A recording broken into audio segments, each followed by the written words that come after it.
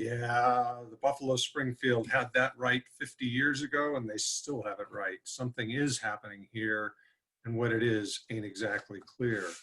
And Retake Our Democracy in its blog and in this show tries to shed light on what is going on and what you can do about it. Good morning. You are listening to Retake Our Democracy, a 30-minute radio show that airs weekly on KSFR 101.1 FM, your Santa Fe public radio station. I'm Paul Gibson, the host of Retake Our Democracy.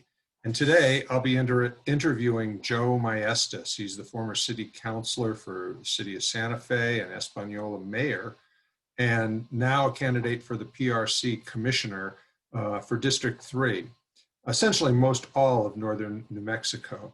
And we're going to talk about the PRC, and we're going to talk about some of the governor's concerns about its operations, some of which has sort of led to her wanting to have, pressing for legislation, basically, that would force the PRC Commission to elect its, no longer elect its PRC commissioners, but have them appointed by the governor. And we're going to be talking to Joe just a bit about what his views are on that and some of the challenges the PRC has faced. Last week, I spoke with Harold Pope, and Harold is the candidate for the New Mexico State Senate in District 23. He's challenging Republican Sander Rue, a district that Rue has held since 2009. Harold's Pope's campaign is our second priority for Retake Our Democracy. And if you go back and listen to that show, you'll find out why. He's quite a good candidate and one of our must-win races. You can watch all of our past shows by going to retakeourdemocracy.org and hovering over the Actions and Events menu. And there, just click on Retake Conversations and you'll find those shows. And if you're driving around town today and you don't catch all of today's show, that recording will be on the website by mid-morning. Before we turn to Joe, I wanted to alert our listeners to a few important opportunities. First, Retake Our Democracy has launched a transformation study group, which currently is comprised of just short of 20 volunteers, some with deep research experience and others simply with an interest in a particular topic that they would like to research. We've been meeting for about 6 weeks now, and during that time, we've created templates for research briefs, and we've assigned people to different aspects of research, and those researchers are hard at work. Our goal is to identify transformative policy and legislative opportunities that have been implemented in other states and nations, and outline how they could address pressing challenges in New Mexico. As part of this work, the Retake blog has been focusing on transformational change, with all 3 posts this past week, focused on the topic. With Monday's post discussing the critical need for transformational change, Wednesday's outlining strategies for creating a more reparative and equitable economy and a democratized workplace. And in that post, we had specific strategies that could be implemented by New Mexico and specific legislation that could be introduced in 2021 to facilitate those changes. Finally, we published a piece on Friday on how the nation might nationalize the pharmaceutical industry and manage the research, development, and manufacturing of medicine and vaccines. And if COVID has taught us anything, it is that there's a dire need for that. If you're interested in joining the Transformation Study Group, simply write to us at retakeresponse@gmail.com and let us know. And I highly recommend last week's posts. While you're at our website, check out our election strategies and a toolkit for how you can be more involved in this crucial election. Just go to our website and there is an election menu right on the homepage. Click on election and you'll find 4 distinct strategies for your being involved either at the state level or in the national level. We're updating that site weekly to keep you posted on early voting and mail-in voting as it applies in New Mexico and in other parts of the nation. We are especially excited about our Get Out the Vote strategy, so check that out. Finally, I want to remind you that our Tuesday, September 15th Zoominar will be moderated beginning at 6:30 p.m. Our panel will focus on water challenges facing New Mexico and what I'm learning to be a truly shocking challenge facing New Mexico. We all realize that we are a drought state, and with the fires that are besetting us right now around Santa Fe and global warming obviously heating up the planet, we are facing a growing climate crisis, and part of that is the drought we face here in New Mexico. And what many of you may not, well, most of you understand that. Many of you may not appreciate is the degree to which we are fiddling while New Mexico burns, and how even if we wanted to address the challenge, we would do so with both hands tied behind our backs. Essentially, New Mexico does not have the capacity, the legal capacity, to manage its own water. We will have the foremost water expert in the legislature, Representative Melanie Stansberry, on the panel, along with one of the foremost water management experts in the state, Norm Gaum, the former legislative interstate Streams Commission director. Also joining us will be David Gutzler, a researcher and professor at UNM, and David's work has focused on the predictability and variability of weather and climate and extreme weather events in southwestern US, and the monsoon season, which didn't happen at least here in Santa Fe, the long-term climate change projections, wildfires, and summer precipitation and weather, climate fluctuations that affect all of the southwest of North America. So he obviously knows his stuff. And the fourth panelist will be Teresa Cardenas, who is the founder of Noble Renewables Group of the West, a social enterprise advocacy group for environmental and social change. And she provides strategic guidance to organizations involved in that work. Formerly, she worked in partnership with the Union of Concerned Scientists Climate and Energy Program here in New Mexico to help it advance clean energy policies in the legislative, regulatory, and advisory setting. And she's the current president of the Middle Rio Grande Water Advocates. She is also a 2013 fellow of the National Hispana Leadership Institute and a Harvard Kennedy School of Government. For obvious reasons, this discussion may well be one of the most important conversations Retake has ever moderated. That Zoominar again will be Tuesday, September 15th from 6:30 p.m. to 8 p.m. And you can register for this panel by going to retakeourdemocracy.org, hovering over the actions and events menu and clicking on September 15th, New Mexico Water Crisis Zoominar. And please tell your friends. Let's get started. Welcome, Joe. I always like to let our guests introduce themselves. Can you just give us a bit about yourself and tell us why you're running for the position of PRC Commissioner? Sure, Paul. First of all, thank you for having me on your show. And I just want to, say hello to everyone out there. We are living in unprecedented times, and I hope that you are all healthy and safe. Paul, I've dedicated my entire adult life to public service by serving not only our country, but my communities. I served as a federal engineer and regulator for over 30 years and worked at all levels of our federal government. Currently, I work as an engineer for a private consulting company, and I'm licensed to practice engineering in the states of Arizona, New Mexico, and Texas. As a local elected official for 14 years, I honorably served as councilman and mayor for the city of Espanola and councilman for the city of Santa Fe, all governing bodies that are in certain cases quasi-judicial bodies just like the PRC. Mm-hmm. I'm running for the PRC because as an experienced engineer, I trust the science that tells us that climate change is a real threat to us now and in the future. Our state is poised to be a national leader in fighting climate crisis through the enactment of the Energy Transition Act, which, as you know, accelerates our transition to 100% renewable energy. Growing our renewable energy sector will help create jobs, diversify our economy, and reduce our dependence on fossil fuels. As a reformer, I'm also running to bring experience and leadership to help lead needed reforms of the PRC to transform it into a top regulatory agency capable of implementing the ETA and other key energy-related legislation. And then lastly, as a publicly financed candidate, I bring true independence to the commission and will not be beholden to special interests. And I'm proud to announce that I've been endorsed by both U.S. Senators Udall and Heinrich, as well as the Sierra Club and the AFL-CIO. Okay, well, that's good stuff. So can you start and just really quickly lay out what the role of the PRC and the PRC Commissioner is in the state of New Mexico?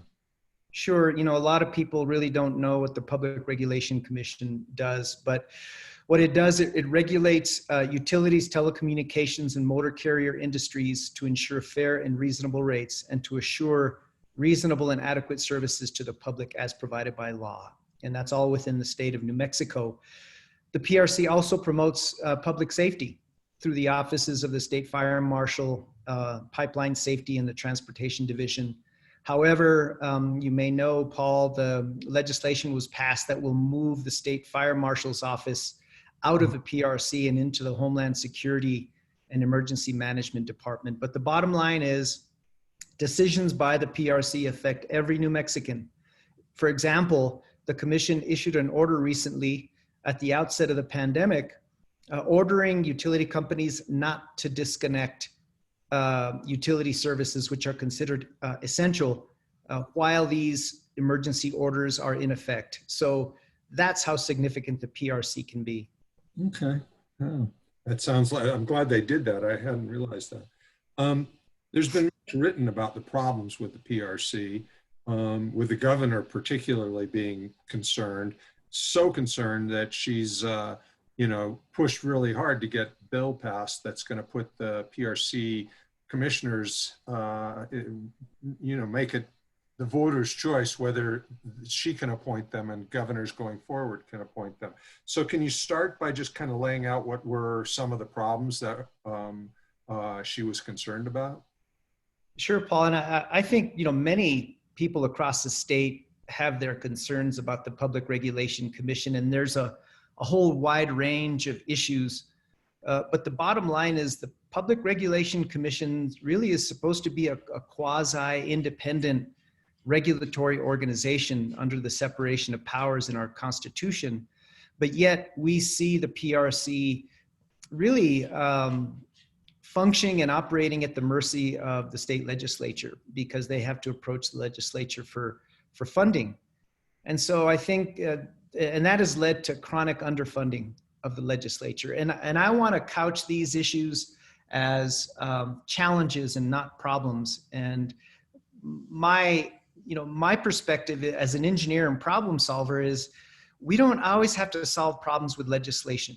We need to look at the root causes of these issues that exist within the PRC and address them and only use state legislation as a last resort. I want to see the PRC be a proactive organization instead of a reactive organization. We all know about the storied past about previous commissioners and potential ethics problems. But we need to ensure that the PRC is autonomous. Some of the other issues that I think plague the PRC is there's been a high vacancy rate across the board among staff. There's been a high vacancy rate among leadership positions like division directors. And it's a personnel system, I think, that really doesn't pay these unique professionals enough.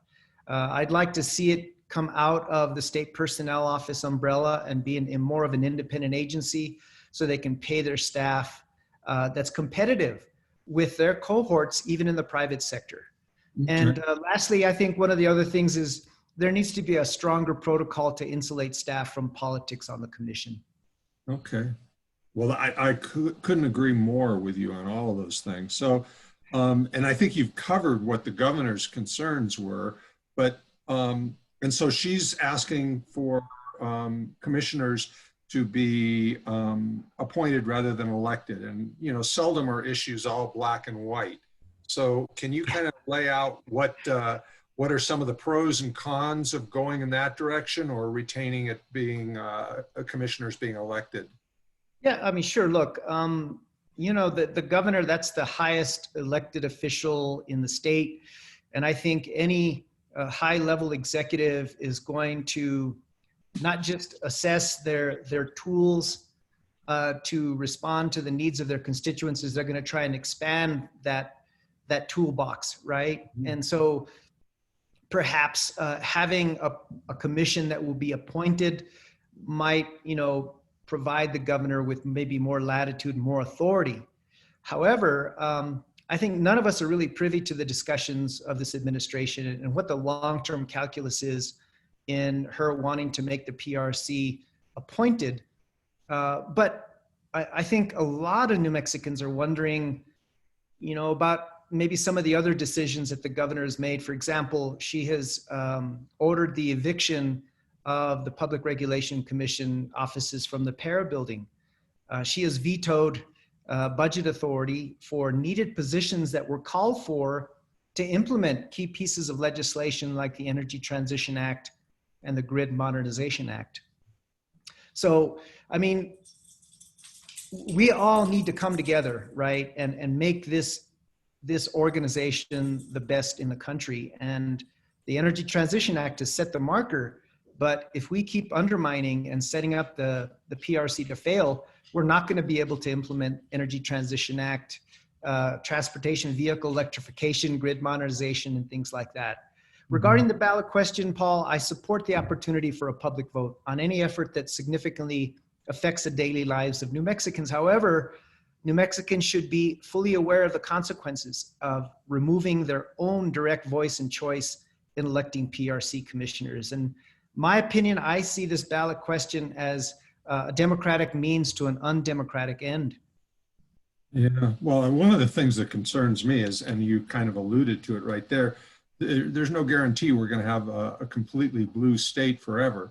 And all you have to do is think about appointments that might have come out of Susana Martinez's office, and you're going to be concerned.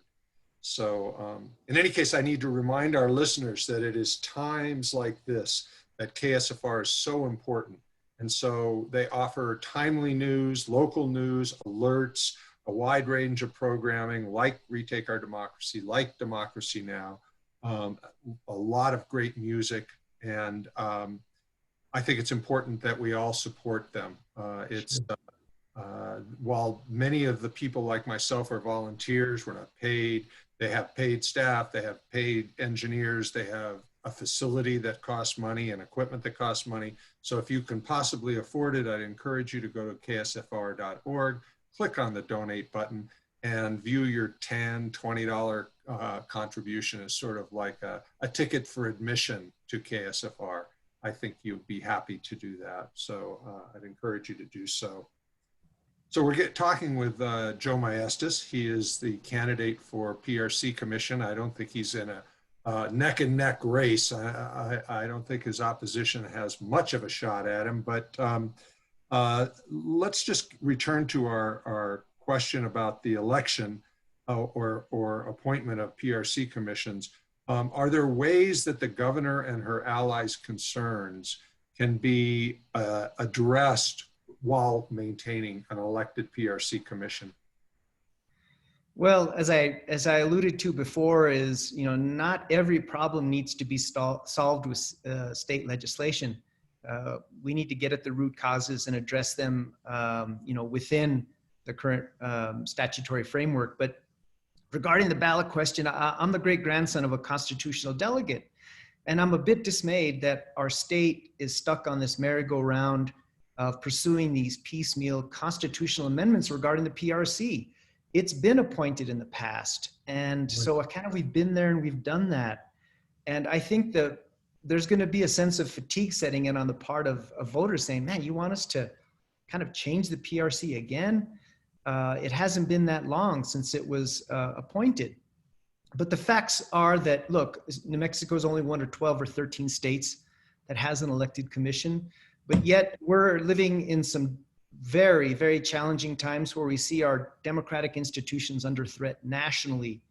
But I see the advantages of maintaining an elected commission is that when you have an election, you put the trust in the people. It's the foundation of our democracy. And I think data everywhere has shown that in states that have elected commissioners, the utility rates are lower. I think the caliber of the commission is getting better since we instituted the minimum qualifications, but I would say that perhaps we need more teeth to enforce those minimum qualifications. And look, when you have a 5-member elected commission, it's representative of the various parts of our state. Each of these districts serves a population of over 400,000. So this is very important that any elected body be representative of the people that elected them. And you know, some of the issues with being appointed is that if you read the language in the ballot question, it's a bit misleading. It doesn't say that we're going to change the PRC from elected to appointed. It doesn't say that you're going to reduce the size of the commission from 5 down to 3 and increase the length of the terms from 4 to 6 years. So we need to make sure that the process is open and transparent and democratic. Okay, I couldn't agree more. So I'm presuming you're going to be the commissioner very soon. And so what would some of your priorities be, assuming you are elected PRC commissioner? Well, let me just, allude to your previous question. I mean, look, we're going to see what's going to happen if the attitude of the governor is going to change depending on the outcome of the November ballot question. If it passes, then, well, my term will only be 2 years and then we'll transition into an appointed body. But if it fails, then we have to work with the governor. We have to solve these problems together. And I'm appealing to the governor, to the attorney general, to the legislature to really address these problems in the event that the ballot question fails. But my plans, if I'm elected, is just that. I want to unite these critical players in public regulation in the state. The attorney general plays a critical consumer advocacy role, and I think that's something that's lacking in the Public Regulation Commission. We need to address recovering from this pandemic and expand broadband in New Mexico, particularly in rural areas. Broadband used to be a luxury. Now it's critical to distance learning in elementary education and throughout. So I also want to provide consistent, adequate legislative funding for the PRC. It's been chronically underfunded. This is an organization that brings in over 110 million and has a budget around 14 million. And so we have to accept the fact that this organization needs consistent, stable funding, and it's needed to keep pace with the intricacies and advancements and complexities in the very industries that it regulates. I want to expand consumer advocacy and add technical expertise that includes engineering, economic analysis, and regulatory policy. And I want to transform our grid to a more versatile hybrid smart grid that can accommodate a mix of renewable energy and technology integration. So those are a few of my priorities. Okay, well, you'll get a chance at least 2 years to try and get it done, and hopefully longer than that. I've been having conversations with legislators and others about the possibility of municipalizing the utility industry in New Mexico, essentially limiting P&M and other private utility companies to maintaining a grid, but removing them from responsibility for developing or procuring energy in New Mexico. It's a pretty complicated issue, a lot at stake. What are your views on this, Joe? Well, if you look at the way the energy market is structured today, we have 3 investor-owned utilities and quite a number of these electric co-ops. These electric co-ops are private nonprofit organizations that are member-driven. The investor-owned utilities, it's P&M, Xcel Energy, and El Paso Electric. But if you look at the investor-owned utility side, we're not operating in an open market. These investor-owned utilities like P&M are what's called vertically integrated. In other words, they handle everything from generation to distribution. And I want to see us open up that market. Open markets provide better choices for customers. Rates are more competitive. There's improved interconnection and expansion of renewable energy projects. So I want to push for opening up our market across the state. Now, in terms of the municipalization, I said it better than you, Paul. In terms of that issue, when I was a city councilor here in Santa Fe, there was a study done by a nonprofit that looked into the concept of forming a Santa Fe City and a Santa Fe County joint public electric utility. And it showed a lot of promise, but the next step was we needed to conduct a more detailed engineering study. And I sponsored legislation to pursue that in partnership with the county.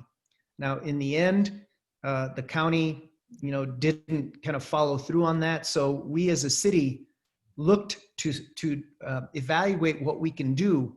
And it's very difficult because when you have existing infrastructure from an incumbent utility provider, there's only a few options.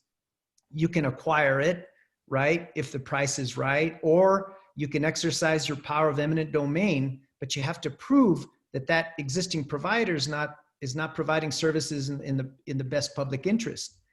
And then the third option that we looked at was start a public utility, but it can only be started in areas of new development. And even for that to work, we would have to still use and wheel out the power using existing infrastructure from PNM. So all of those choices are not the best, but I do support, public power, because I think what we want is we want the public to have choices in terms of who provides their utility. Greater competition means, better prices. And, right now under this closed market, we have independent power producers that find it very difficult to build renewable energy projects and interconnect into existing transmission lines, whether it's, run by PNM or Tri-State Power. It's a very parochial, closed market, and we need to change that. Well, and they have public utilities in, I think it's something like 2,500 jurisdictions across the country in 49 states. So it's obviously doable, but in my research on this, it's also going to be something that will foment quite a bit of pushback and legal battles. So if we're going to get it done, it's going to take some hard work. So, yeah, it is. And I think that is the long-term, goal for, for New Mexico. And, look, if you look at the tremendous wind energy potential that we have in Eastern New Mexico, the solar energy, I just installed solar panels on top of my roof. I'm coming to you from my living room, but we've got such great potential, but we have challenges. We're a very sparsely populated rural state. I believe we even have the capacity to provide power to neighboring states. So we need to open up this market. And I think that ought to be a priority shared by, I think, everyone, the legislature, the governor, and even state agencies that do work in energy, like MNERD and New Mexico Environment Department. Okay, well, we're out of time for today. So if you want to just tell our listeners where they can get in touch with your campaign or contact you about any issue they're concerned about, and then we'll call it a day. Yes, well, first of all, I want to thank everyone that supported me in the primary. It was a very resounding victory, and I know that I could never do anything like that alone. So I want to shout out to everybody that helped me, not just on the campaign, but those that voted for me. And I humbly ask for those that maybe didn't support me in the primary to help me in the general. We need to come together. It's a partisan elected. I'm a Democrat. I've been a lifelong Democrat, and I'm calling on all Democrats and even independents and Republicans to support me in this general election as they can cross party lines. Please visit my website at maestas4newmexico.com, or you can email me at joe@maestas4nm.com. And again, I want to correct the website. It's maestas4nm.com, maestas4nm.com. And I want to thank you, Paul, for doing this. I think Retake does such great work in the community. in my 14 years as an elected official, it's really the stakeholders and the catalysts in the community that really bring about change. I think government should facilitate that change that comes from the community. And you're one of those drivers, sir, you and your organization. So kudos to you. Okay, well, thank you very much, Joe, and good luck with your campaign. And we'll be back next week with another show of Retake Our Democracy, and you can get a audio visual version of this on our website Saturday morning. So thank you for joining us. Stay active. It's the only way we change this mess. Bye-bye. Thank you.